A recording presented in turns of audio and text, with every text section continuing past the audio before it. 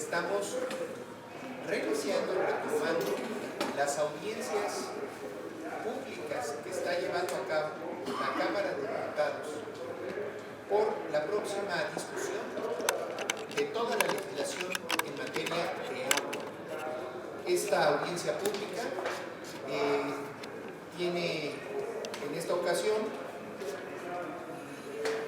darnos la bienvenida a la diputada Beatriz Milón Pérez del estado de Tabasco, al diputado Humberto Aldana Navarro del estado de Quintana Roo y al personal profesional de la CONAGUA que vienen en representación de las autoridades del agua para tomar nota y recibir el conjunto de propuestas que se van a exponer.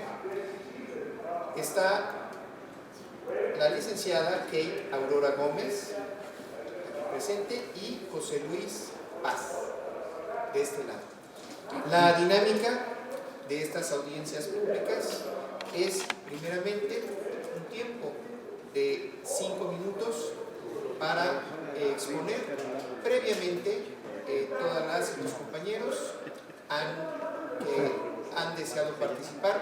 Estamos llevando a cabo tres sesiones simultáneas, una por cada región del país. Esta corresponde a la región sur de nuestra nación y tenemos participaciones que se registraron anticipadamente en la plataforma, en el sitio de la Comisión de Recursos Hidráulicos, Agua Potable y Saneamiento, y que enviaron a su vez sus propuestas. Tenemos 2 participaciones presenciales que además son de los diputados que nos acompañan. El primer turno será para la diputada federal Millán Pérez Beatriz, cuya semblanza es la diputada Beatriz Millán Pérez, tabasqueña, es licenciada en Administración de Empresas. Su formación le ha permitido destacar en la gestión pública y la planeación estratégica. Ha impulsado proyectos de fortalecimiento institucional, transparencia y uso eficiente de los recursos públicos, además de promover acciones en favor del desarrollo sustentable y el derecho humano al agua. Su experiencia la respalda como una voz preparada para avanzar hacia una legislación hídrica moderna y equitativa. Le damos la bienvenida y la palabra. Muchas gracias.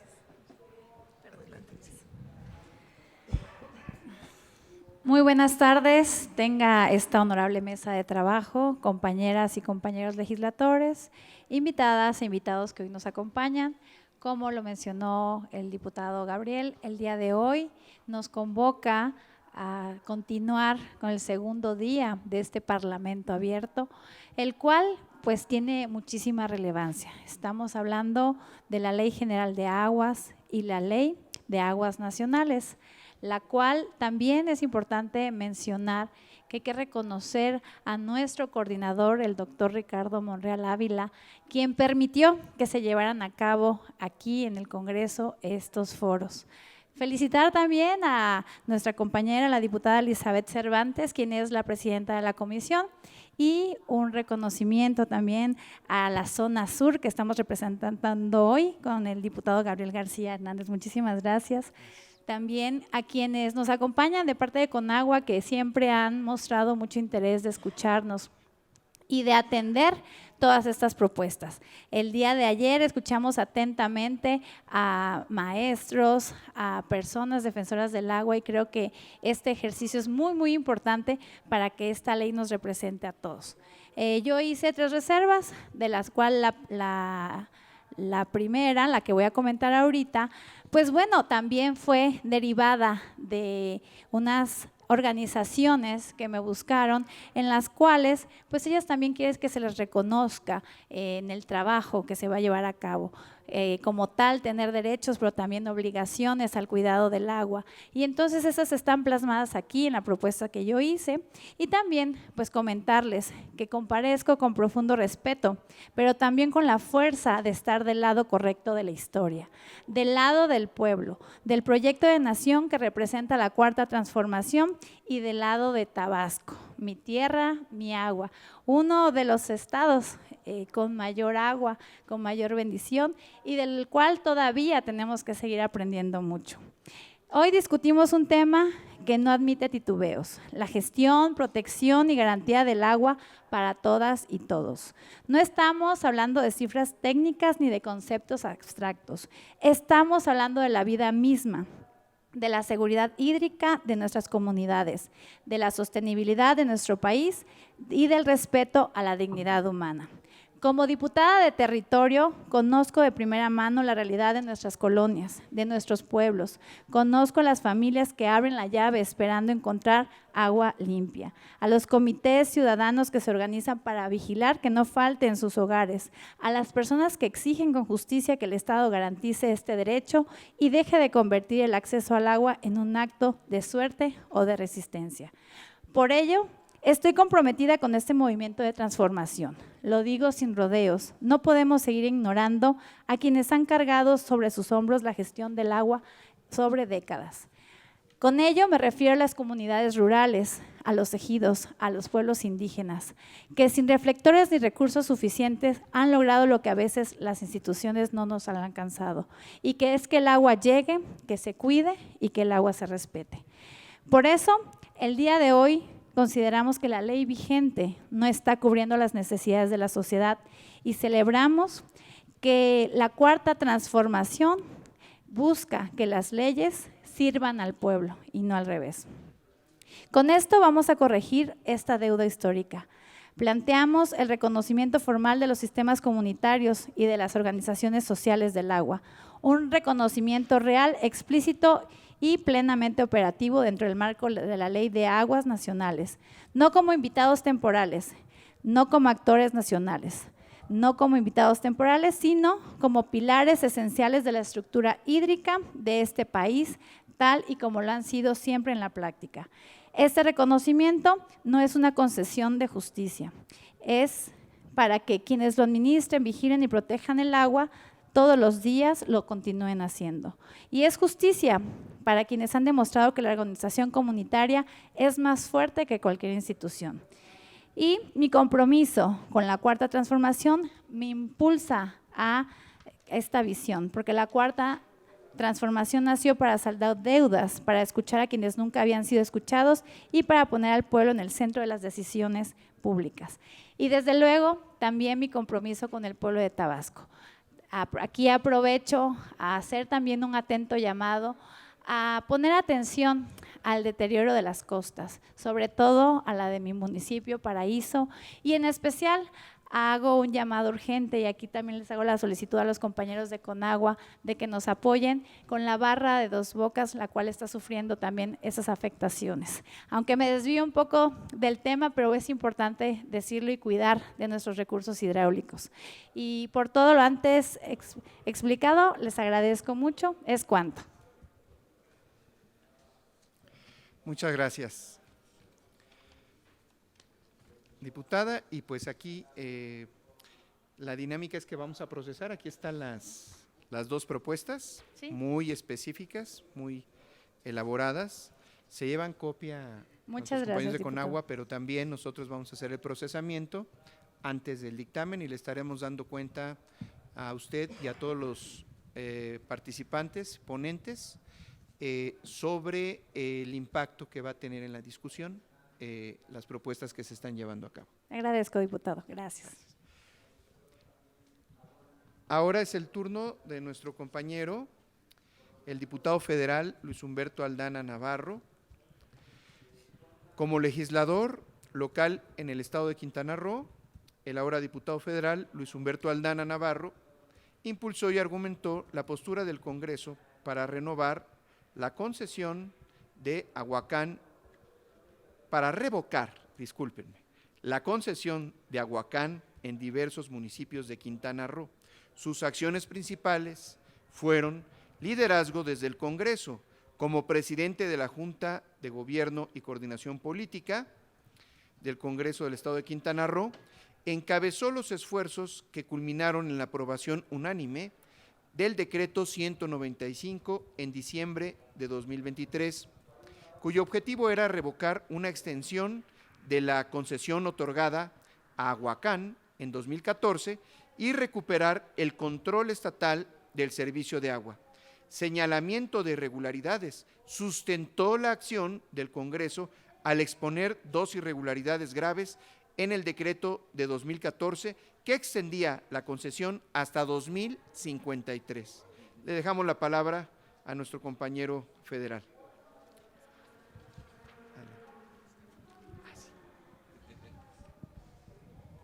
Muchas gracias, compañero diputado Gabriel García. Diputadas, diputados, autoridades de Conagua, invitados especiales, un gusto estar aquí con ustedes.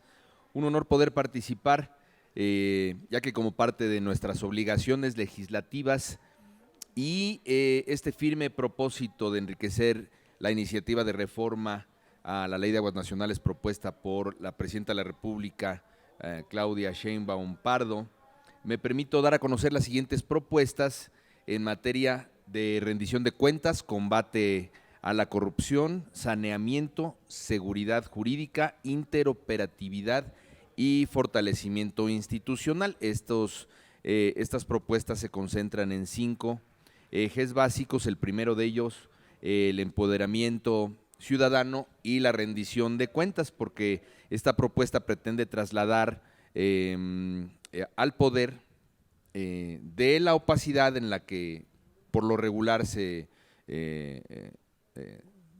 conducían los trabajos de las instituciones, ahora ya dentro de esta cuarta transformación con otra ética, a la transparencia, y esto permite empoderar a la ciudadanía con herramientas de vigilancia reales, aprovechando algunas de las reformas que hicimos en materia de transparencia, y de este modo se hace pública la información sobre el desempeño, sanciones e inhabilitaciones. Esto será en el artículo 32. Se permite a colectivos, periodistas y académicos cruzar datos y evidenciar incumplimientos. En el caso que mencionaba mi compañero Gabriel García de Aguacán, la ciudadanía habría tenido acceso a los indicadores de eficiencia. Esto viene en la propuesta en el mismo artículo fracción 4, al historial de sanciones en el mismo artículo fracción 3 y a la estructura accionaria de la concesionaria en el artículo 30 fracción 12ª, construyendo un caso técnico y jurídico sólido para exigir la revisión y revocación del título por parte de la ciudadanía. En el segundo eje, que es acerca de la creación de un mecanismo ágil y automático contra la corrupción, el marco legal crea un cerco anticorrupción automatizado. Esto significa una condena firme por delitos ambientales o corrupción basadas en el artículo 29 bis 3 y 5 bis, activa directamente la extinción de la concesión y la inscripción en el padrón de inhabilitados, esto en el artículo 30 bis, en el párrafo 1. Esto evita la discrecionalidad política y los largos procesos burocráticos que en el pasado permitieron, y es el proceso en el que está inmerso Aguacán, esta compañía privada de manejo de aguas y de alcantarillado, de agua potable y alcantarillado en el norte de Quintana Roo, permitían a los concesionarios problemáticos como este mencionado operar indefinidamente a pesar de las fallas y sospechas, e incluso la cancelación del servicio, que va en contra de la Constitución, que establece el agua como un derecho. El sistema se convierte en un juez de este modo implacable en cuanto a tener datos y no en cuanto a depender de las influencias externas. El tercer rubro sería la disuasión y limpieza del sector. La inhabilitación por plazos prolongados, es decir, de 5 a 15 años que establecemos en el artículo 30 bis 1 y en la fracción 2 de ese artículo, y la exigencia de una ordenada constancia de no inhabilitación para nuevas solicitudes en el artículo 30 bis, fracción 9, actúan como poderosos elementos e impide que las mismas personas o empresas bajo otro nombre o estructura sigan obteniendo concesiones. Esto pues literalmente limpia el sector al excluir actores de mala fe y permite el fomento a la participación de operadores serios y comprometidos que puedan competir en este sentido, ¿no? En cuanto a la seguridad jurídica, que es el siguiente rubro, para el Estado y los usuarios se establecen causalidades claras, objetivas y basadas en registros, como la inhabilitación planteada en el artículo 29 bis 5 fracción 10, en la cual indica que al Estado se le dota de un fundamento legal irrefutable para actuar. Frente a un concesionario como Aguacán, la autoridad ya no depende únicamente de la voluntad política, sino que tiene la obligación legal de proceder a la extinción del título una vez que se acreditan las causales, protegiendo así el interés público y el derecho humano al agua de la población. Finalmente, en este quinto rubro, que es la interoperabilidad y fortalecimiento institucional, se pretende que la conexión del registro con el Sistema Nacional Anticorrupción, esto sería en el artículo 30 bis fracción 8, se transforme la gestión del agua en un asunto de seguridad nacional.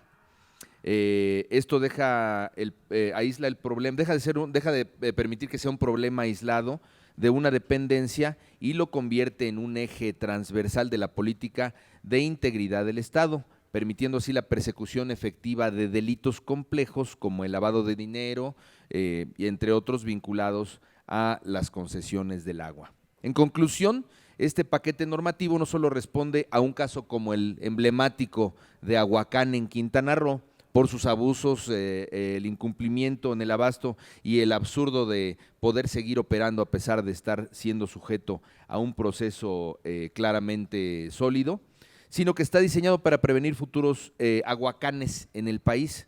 Cierra las puertas a la impunidad, abre las ventanas a la transparencia y construye un nuevo paradigma donde el manejo del agua se rija por la rendición de cuentas y el interés público, no para favorecer a intereses particulares o de grupos políticos, ni lucrar arteramente con un derecho humano, el único de estos, los derechos humanos, con carácter vital e insustituible para la vida misma. Así que por mi parte dejo estas consideraciones y es cuanto. Les agradezco mucho. Gracias.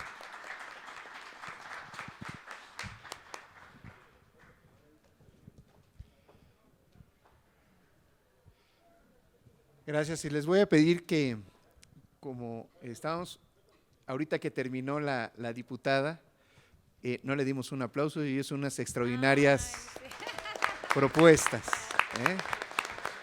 Aquí. Así es. Muchas gracias. Bueno, pues son las dos participaciones que tenemos de manera presencial. Vamos a iniciar con todas las personas que ya están conectadas. El primer turno corresponde a Rodrigo Alejandro Yáñez Salazar. ¿Ya está conectado? ¿Sí está? ¿Sí? Ok, muchas gracias. Voy a dar su semblanza antes de darle la palabra. Es investigador titular A de tiempo completo del Centro Peninsular en Humanidades y Ciencias Sociales de la Universidad Nacional Autónoma de México, doctor y maestro en Ciencias Antropológicas por la Universidad Autónoma Metropolitana, Unidad Iztapalapa, licenciado en Antropología Social por la Universidad Autónoma de Yucatán y miembro del Sistema Nacional de Investigadoras e Investigadores. Entre sus publicaciones se encuentra el libro de la Reforma Multicultural a los megaproyectos, los derechos humanos del pueblo maya de Yucatán, los informes, los impactos de la granja porcícola en Santa María en los derechos humanos de la comunidad Santa María Chi, Yucatán, 2024, agua amenazada, informe sobre la grave contaminación del anillo de cenotes Yucatán. Actualmente es responsable de los proyectos de investigación La defensa de los cenotes violencia lenta y el derecho al agua en Yucatán. Representaciones de los territorios kársticos de Yucatán, un estudio interdisciplinario para su protección. Ha sido profesor en las maestrías en Estudios Políticos y Sociales y Gobierno y Asuntos Públicos de la UNAM y de Ciencias Antropológicas de la UADY, y en las licenciaturas en Desarrollo y Gestión Interculturales de la UNAM y Antropología Social. Desde el 2024 es coeditor de la revista Península. Le damos la palabra al doctor. Buenas tardes a todas y todos. Muchísimas gracias por la oportunidad. En primer lugar, pues celebro que se estén llevando a cabo estas audiencias, ¿no? Que realmente se dedique el tiempo para detener una iniciativa que presenta varios problemas y que la Presidenta de la República y que también el Congreso haya reconocido que es necesario discutir más. Me parece un muy buen precedente para otras iniciativas, ¿no? Que no pasen de fast track, como se suele decir. Y también, pero al mismo tiempo, urge este tema, ¿no? Sabemos que es una deuda ya de más de 13 años, ¿no? De emitir una ley general de aguas, que hay que señalarlo muy claramente, no solo cumplir con una ley, sino que se debe de garantizar las condiciones para hacer efectivo el derecho humano al agua. Entonces, no es cualquier ley, es una ley que realmente haga efectivo esto.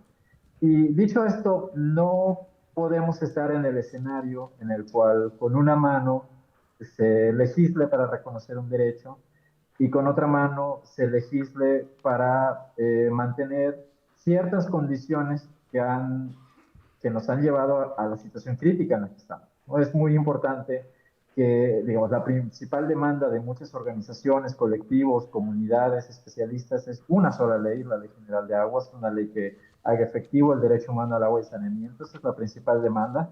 Sabemos que no es un escenario fácil y que muy probablemente se mantenga también la Ley de Aguas Nacionales. Entonces, en este escenario B, el mantener también la Ley de Aguas Nacionales, es fundamental hacer reformas que no se vuelvan incompatibles con la Ley General de Aguas. Y muy brevemente, es también urgente que esta ley incorpore de manera importante los derechos de los pueblos indígenas y afromexicanos, que se vaya en sintonía con lo que este mismo Congreso ha estado haciendo con respecto a la reforma al artículo 2 y con la Ley General de Derechos de Pueblos Indígenas. Es decir, tienen que ser leyes compatibles y en armonía. Y para ellos, y considerando que alrededor del 20%, más del 20% del país se define como indígena, y que las comunidades y pueblos originarios y también comunidades afromexicanas pues juegan un papel muy importante, no, sin ser románticos, ¿no? Pero un papel muy importante también en la relación que se tiene con el agua, ¿no? Pensando en comunidades mayas, relaciones de reciprocidad, relaciones de cuidado, ¿no? De, por ejemplo, pedir permiso antes de tomar agua de un cenote, o el culto a la lluvia también, porque se sabe que hay una interconexión entre lo que cae del cielo, el agua que cae del cielo, y que se filtra al subsuelo y que también es el agua del que dependemos, es decir, se parte de una relación con todo un ciclo del agua. Yo solo quisiera retomar aquí las propuestas que desde la Coordinadora Nacional Agua para Todos, Agua para la Vida y las Contralorías Autónomas del Agua en México han planteado ciertos ajustes mínimos para la ley. Y muy puntualmente en los artículos 40, 41, 42 y 43 de la Ley General de Aguas, se debe de reconocer, para el artículo 40, a los sistemas comunitarios como sujetos colectivos de derecho público. Y esto va en sintonía o en armonía con la reforma en materia de derechos indígenas, con la facultad de manejar su infraestructura propia, la cual será inembargable e inalienable, y deberán recibir su dotación de agua por parte del Estado a través de asignación. También los sistemas comunitarios de agua, a diferencia de la propuesta en el artículo 41, que dice que solo podrán prestar servicios de agua y saneamiento para uso personal y doméstico sin fines de lucro, habría que agregar también que no solo solo podrán, sino que podrán prestar estos servicios.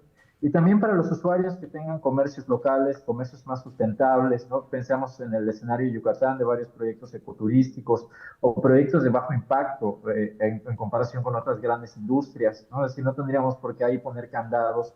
Hay que los sistemas comunitarios también puedan ser una fuente para este tipo de actividades comunitarias.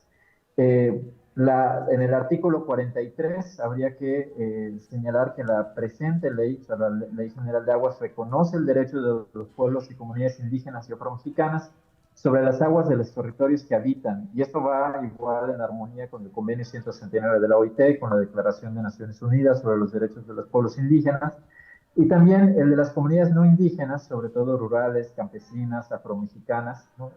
O comunidades equiparables, que de manera autogestiva operen sus propios sistemas comunitarios de agua y saneamiento.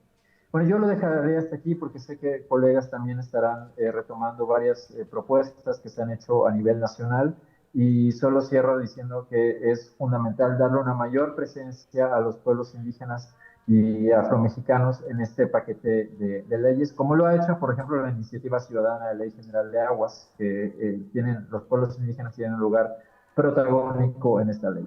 Muchas gracias. Gracias, doctor. Hemos recibido las propuestas concretas y forman parte de la discusión a partir de este momento y contribución a la discusión que tendremos próximamente aquí en el Congreso. Muchas gracias.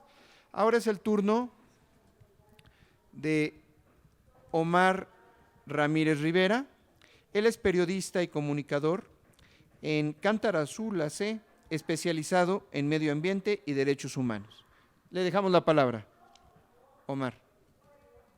Muy buenas tardes a todas y a todos. Antes que comenzar esta exposición, me gustaría agradecer el espacio, al igual que el compañero que me antecedió, Rodrigo.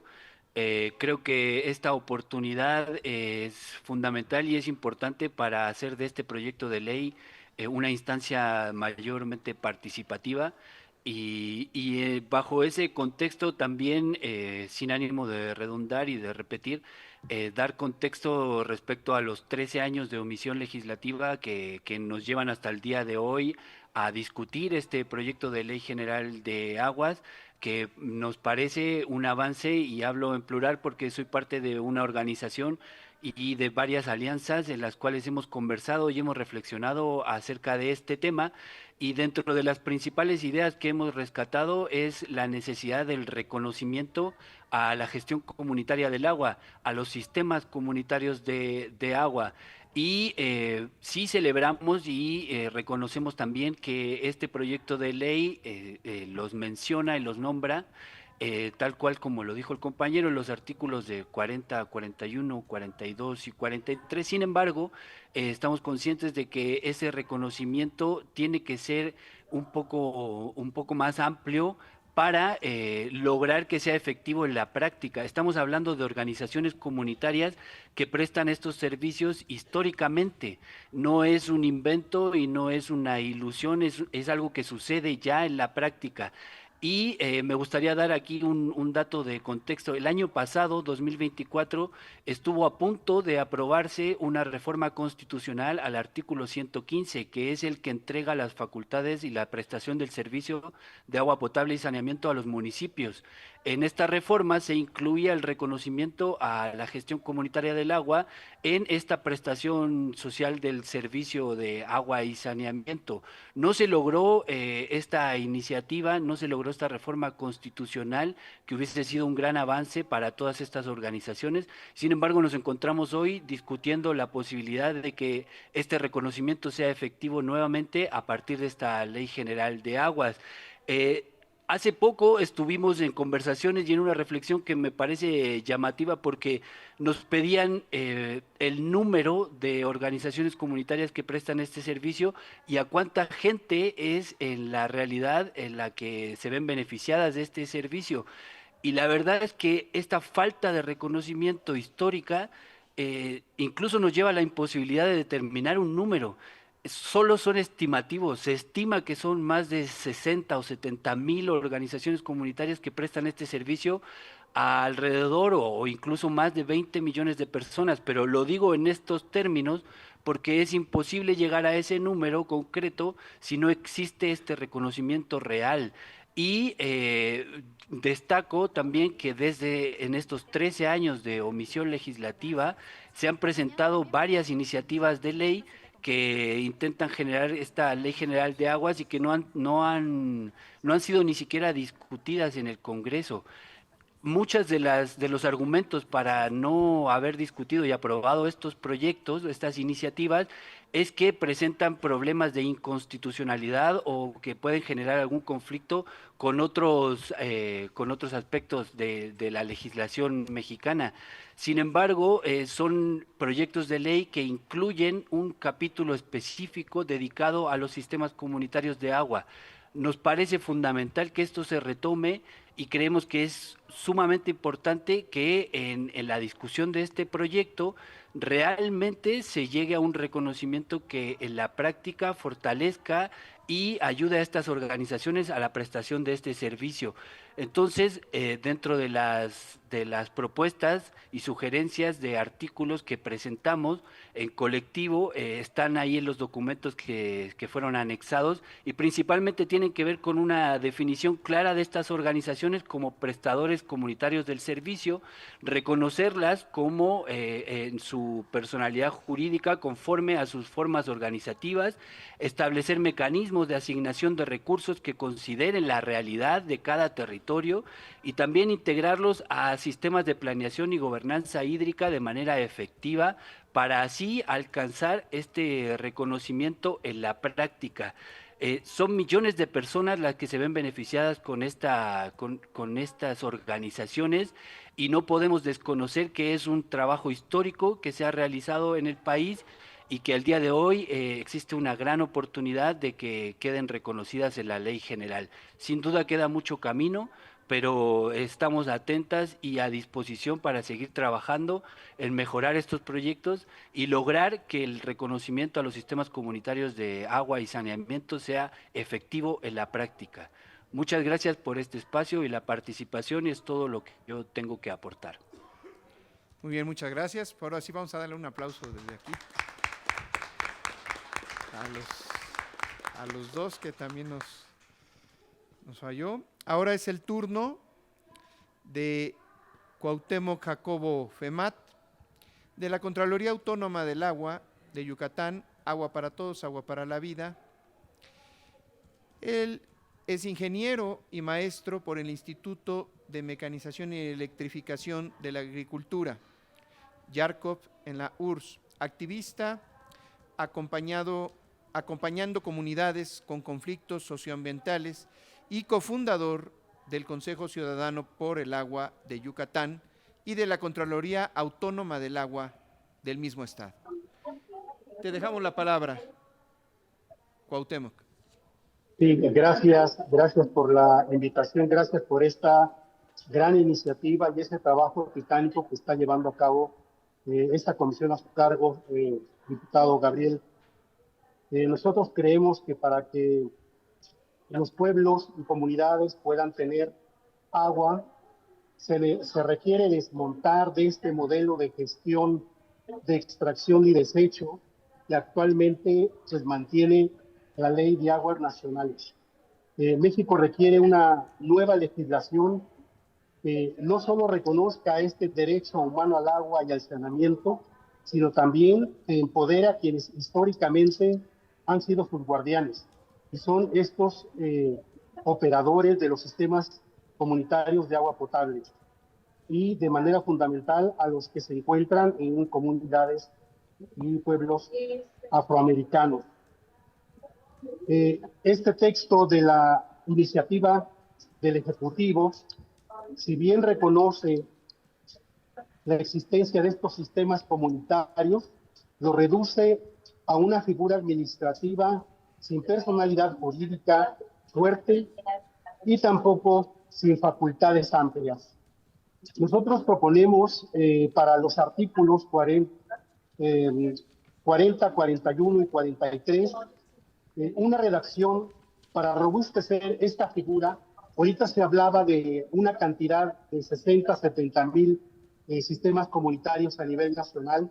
Bueno, pues también hay fuentes que hablan de hasta 80 mil sistemas a nivel nacional. Entonces, esta propuesta para fortalecer la gestión comunitaria y pudiéndola hacer congruente con los derechos fundamentales va un poco así, ¿no? Reconocer los sistemas comunitarios de agua como sujetos colectivos de derecho público, con la facultad de manejar su infraestructura propia, la cual será inembargable e inalienable, y deberán recibir su dotación de agua por parte del Estado a través de una asignación. Deben estar en posibilidad de recibir financiamiento público previo cumplimiento de requisitos que pueden ser publicados en el reglamento de esta misma ley.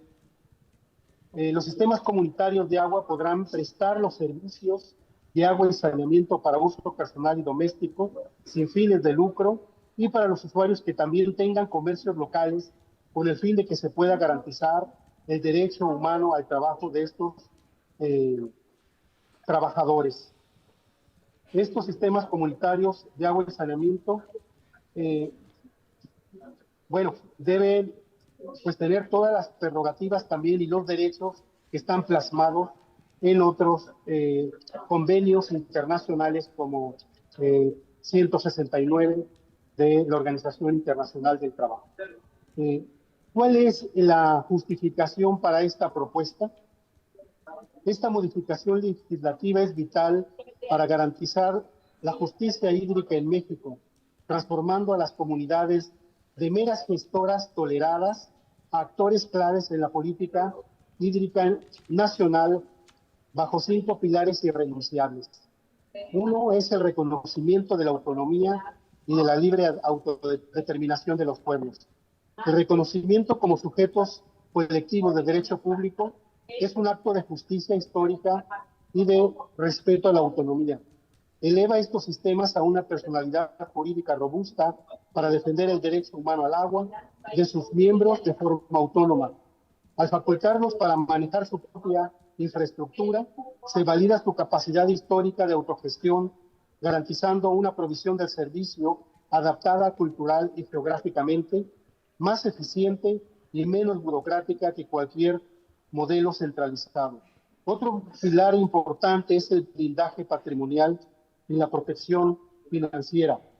Al declarar la infraestructura inembargable e inalienable, blinda el patrimonio comunitario de la especulación y el riesgo financiero, asegurando la continuidad del servicio frente a cualquier intento de privatización. Además, el acceso al financiamiento público es esencial para la modernización de la infraestructura, permitiendo a las comunidades adoptar tecnologías de saneamiento y de conservación del ciclo del agua que son cruciales para la sostenibilidad a largo plazo. Otro de estos pilares es la integración de derechos humanos, como lo es agua. Decimos siempre que el derecho humano al agua tiene transversalmente o le pega a otros derechos humanos, y en este caso es el trabajo. La propuesta de permitir el servicio a comercios locales vincula directamente el derecho humano al agua con el derecho humano al trabajo. En las comunidades rurales, el pequeño comercio es la base del sustento familiar, así como la agricultura. Esta medida de justicia social asegura que el acceso al agua sea un soporte para la vida digna y la economía local, evitando que la ley condene a la precariedad a los habitantes de las zonas más vulnerables.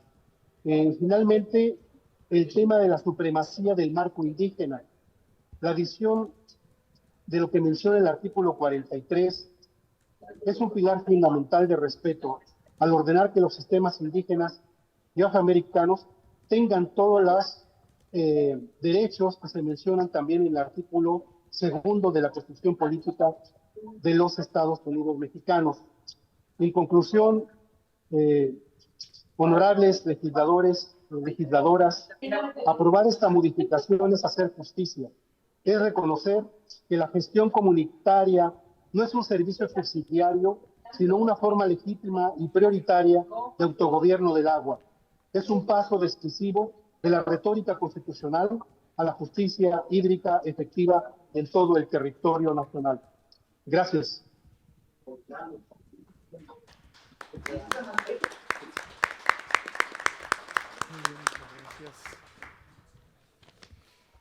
Gracias, Cuauhtémoc. Ahora es el turno de la doctora Ana Sofía Lázaro Salazar, del estado de Yucatán, psicóloga, maestra y doctora en ciencias en ecología humana, especialidad en educación y cultura del agua, fortalecimiento de la gobernanza hídrica a través de la participación ciudadana, miembro del Consejo Ciudadano por el Agua de Yucatán y la Contraloría Autónoma del Agua del mismo estado. Le dejamos la palabra, doctora. Muchas gracias. Y bueno, agradezco el espacio y sobre todo en que es esta zona sur, las últimas reservas de agua que hay en el país, ¿no? Entonces pareciera que tenemos agua inacabable, ¿no? De hecho, yo escucho en muchísimas ocasiones decir que los estados que tienen más agua son Tabasco, Chiapas, etcétera, ¿no? Eso sin contemplar el agua subterránea.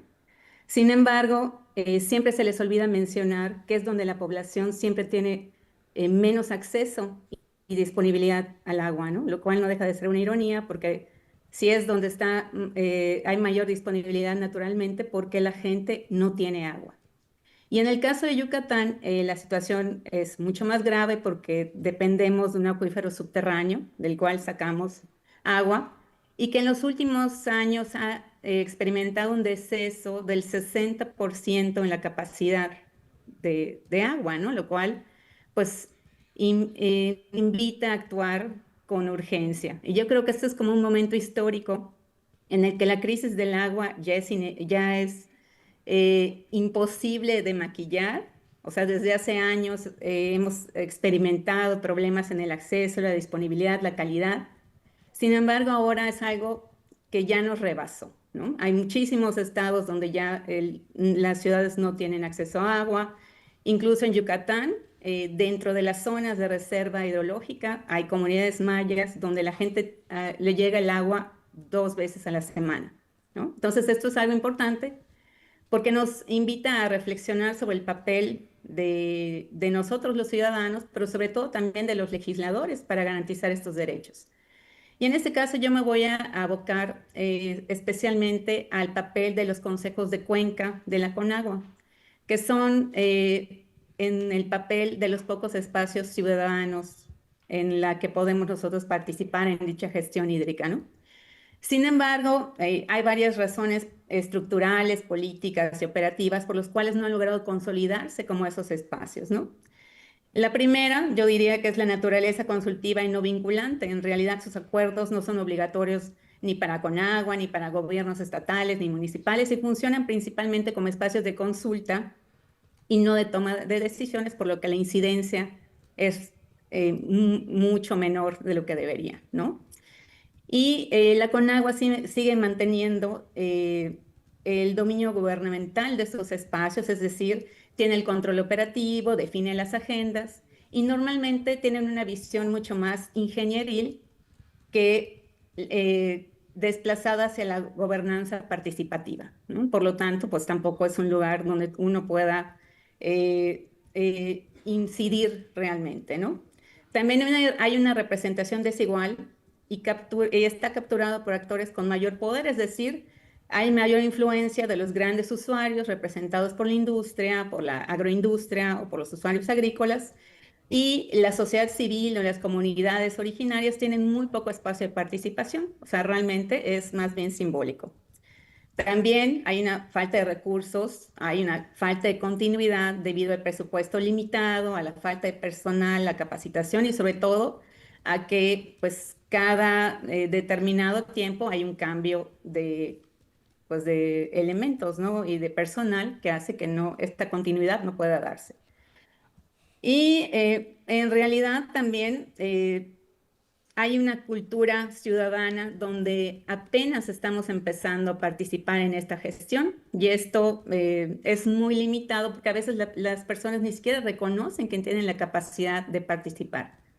Y yo que he tenido la ventaja de estar en muchísimas asambleas comunitarias, en muchísimas asambleas ciudadanas de gestión hídrica, a mí me llama muchísimo la atención cómo la gente actúa cuando ya no tiene agua o cuando el problema ya los rebasó. Entonces se ven pues impulsados a actuar porque ya es una cuestión pues de seguridad incluso, ¿no? Entonces, en este sentido, pues es evidente que la limitación de los consejos de cuenca pues deriva precisamente de esas restricciones estructurales en las que todavía no se ha logrado quitar la centralización y sigue habiendo esta visión de que el agua solo pueden manejarla el gobierno, cuando realmente pues todos usamos agua.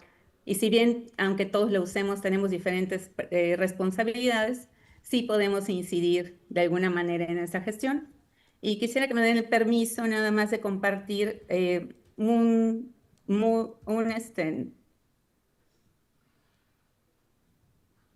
texto muy puntual que es importante señalar, porque, por ejemplo, dicen que estos consejos de cuenca, en la iniciativa, estos consejos de cuenca en los que ya expliqué sus fallas estructurales, van a tener a su cargo el auxilio a la comisión en la vigilancia de los aprovechamientos de aguas superficiales y subterráneas, mediante la definición de los procedimientos para la intervención de los usuarios y sus organizaciones en el marco de la presente ley y sus reglamentos, ¿no? Y yo me pregunto, pues, ¿cómo van a vigilarlo si la mayor parte de estos grandes usuarios son parte del Consejo de Cuenca, ¿no? Entonces, allá hay como una limitación importante, ¿no? También algo que nosotros proponemos es que estos consejos de cuenca realmente se vuelvan unos consejos regionales, porque urge una mayor participación ciudadana, especialmente de los pueblos originarios, porque la mayor parte de las fuentes de agua siguen a su cuidado, y de la ciudadanía organizada, porque eso favorecería fortalecer la vigilancia en que verdaderamente se aproveche el agua tanto superficial como subterránea, las descargas, que en el caso de Yucatán, pues tenemos graves problemas de contaminación en el acuífero, y eso se debe que principalmente el acuífero subterráneo kárstico no está protegido por la ley. Es decir, un acuífero de naturaleza kárstica tan vulnerable por sus condiciones de permeabilidad no está contemplado en la ley y tampoco en la nueva iniciativa. Y esa es una falla de la que se han aprovechado los grandes usuarios para descargar aguas residuales sin ningún tipo de tratamiento. Y eso es algo que tendríamos que supervisar mejor. Y también que estos consejos regionales tengan la capacidad de recibir y revisar informes de los organismos de cuenca sobre inspecciones, sanciones, recaudación y volúmenes recuperados. Que esto es una información que no está, digamos, no es tan transparente o que no es tan fácil el acceso a las mismas, ¿no?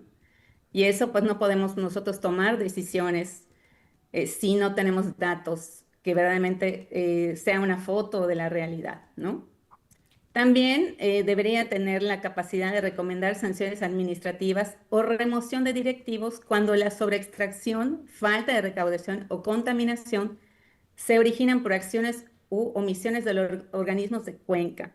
Que yo creo que si nosotros no identificamos los delitos del agua como delitos contra la salud, vamos a seguir perpetuando este modelo en el que las grandes industrias contaminan, enferman pueblos, y no hay nada que les obligue a mitigar y reparar el daño. Gracias. Simplemente por favor, se les cobran multas. Doctora. Hemos Sí, excedido sí, el tiempo. Ya para terminar, bueno, esto era nada más unos ejemplos. Existe una falta sostenida de recaudación por aprovechamientos y permisos. Hay un ejemplo ahí muy concreto del 2023.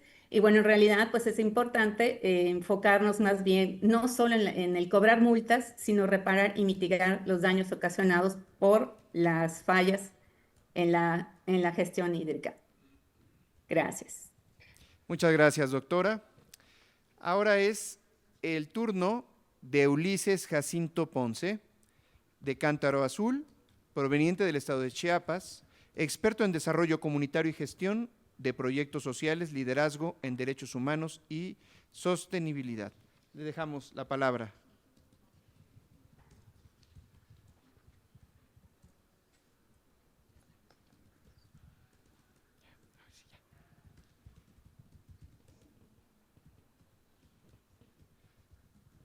¿No se escucha? ¿Puede activar su micrófono, por favor?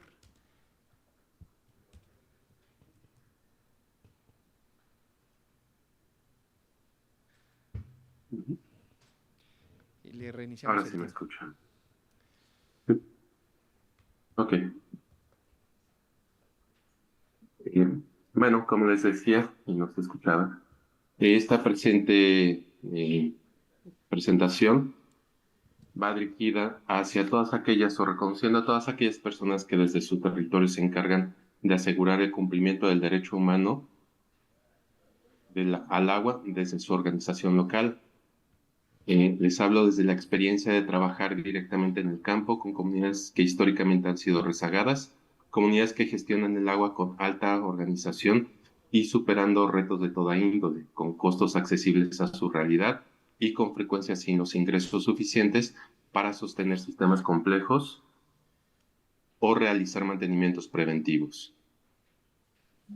El reconocimiento legal de los sistemas comunitarios en esta ley es un avance fundamental